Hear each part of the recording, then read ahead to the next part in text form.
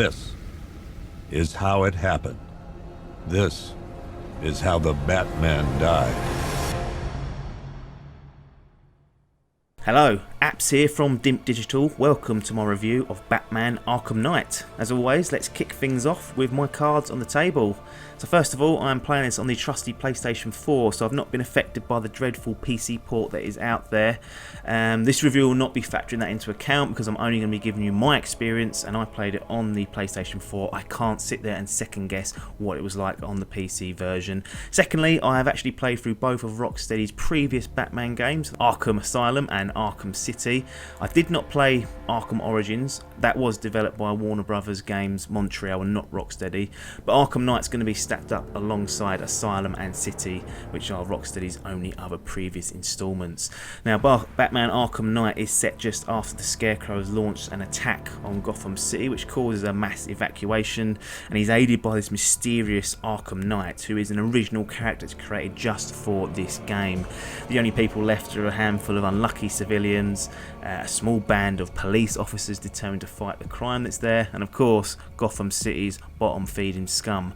Now, the major addition to the Batman Arkham Knight is the Batmobile, and there seems to be a divide on whether this would be a good idea or a bad idea. Before it was released, I wasn't overly bothered about it being in the game, but overall I think personally after playing it is a good extra. It handles brilliantly, it's very, very smooth. It might be a bit drifty for some people, but I quite like that you can sort of drift around the corners. It adds a few bits and bobs that you can do. So tactics wise, you can eject straight out into a glide, you can get Batmobile assisted takedowns, and you can also transform it into battle mode, which is essentially turning it into a tank. There's plenty more you can do, too much for me to go into, but lots of the other abilities are quite heavily used during the game's campaign and side quests, and I think it is overused, and it sometimes feels like Rocksteady have added a vehicle combat section or a winch puzzle just to make sure you are using the Batmobile. I mean, even the Riddler side quest implements a 3-lap race against the clock. It just doesn't feel right sometimes.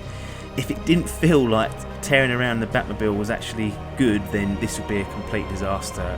As it stands, yes, it's overused, but it's not enough to spoil the entire game. When you're not using the Batmobile, those who have played the previous games will feel right at home.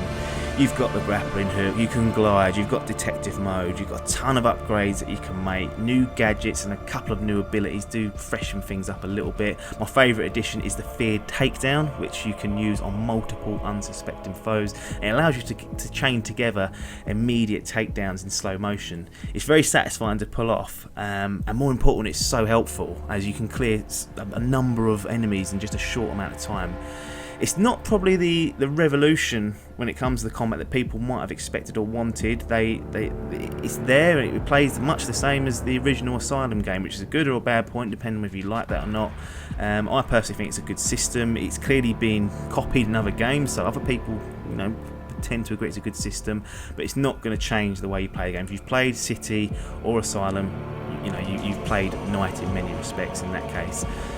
They have added a few moments which they've teased on the trailers where you can actually briefly team up with Catwoman, Robin, Nightwing. There may even be others there that I haven't discovered, to clear down certain rooms or solve certain puzzles. And having that extra person there does add some cool moments, like you can work together and work towards doing a dual takedown. That's great to see. And just being able to switch on the fly in between combat means you can see how the other companions stack up against Batman. Now, when I say briefly, I do mean briefly in comparison to the overall scope of the game.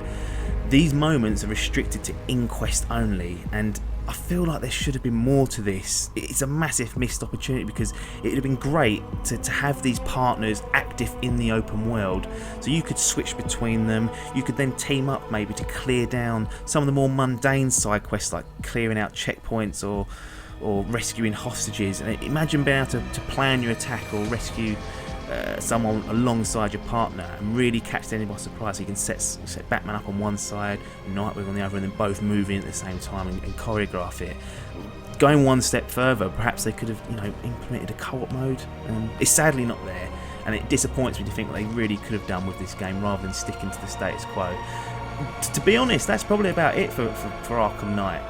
As I said, if you've played Arkham City, you've probably played a lot of Arkham Knight. It's obviously got a new story and it's got a few new features, but it feels generally the same. If you didn't like the previous games, then don't bother with this. If you did like them, then do it. If you're sort of in between, I don't feel like there's a massive rush for you to go out and get this. It's certainly not going to change your life, that's for sure. But Batman Arkham Knight is a great looking and very, very polished game. The city looks incredible, and I didn't encounter any bugs or glitches when I was going through this, and you can tell that Rocksteady have put a great deal of effort into their final Batman entry, providing it's on the consoles. But it just doesn't feel like the step up I was expecting for a new gen only Batman game. It looks great, it looks the part, but it doesn't expand on the formula that was already there, and the Batmobile's a welcome addition if somewhat overused, but it is still a great game. It's solid as a rock, and as long as you get it on the consoles, you should have a great experience with this if you enjoy Batman or the previous games. My official grading for Batman Arkham Knight is silver. Thanks for your time, and ta-da. It took just 24 hours for us to lose control of the city. Tonight, Gotham's relying on one man to save us all.